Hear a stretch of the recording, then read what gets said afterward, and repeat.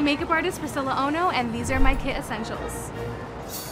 The first one would be my Invisimatte blotting powder. It's just amazing because it's one color and it looks good on all skin tones, so no matter who I'm working on, very fair shade or deeper skin tone, this is going to look great. And it's going to take away any unnecessary shine and just give the face a nice radiant look without it looking cakey or dry. The next thing is something new that just launched.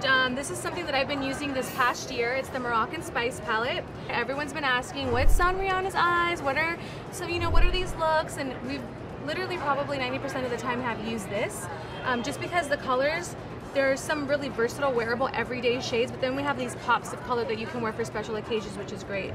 It's just something that I have to have all the time because I can never go wrong with it. The third thing would have to be these called Matchsticks. So we have 30 shades total, 20 are matte and 10 have shimmer. The matte ones I like to use for concealing, for contouring, and then the shimmer ones I use for highlighting and for blush.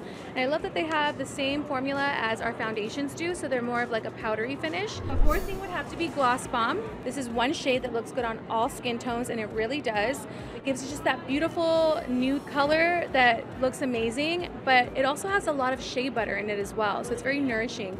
I actually use this to hydrate the lips before I do lip color, and sometimes at night too as a treatment, and it really does moisturize the lips really, really heavy, which I love. The last one would have to be our Pro Filter Foundation. Can't live without it, 40 shades, so you'll never go wrong. As a makeup artist, you know, for 13 years, I've always struggled keeping a foundation in my kit that looked great on all skin tones. And it's long wear. It's actually humidity proof.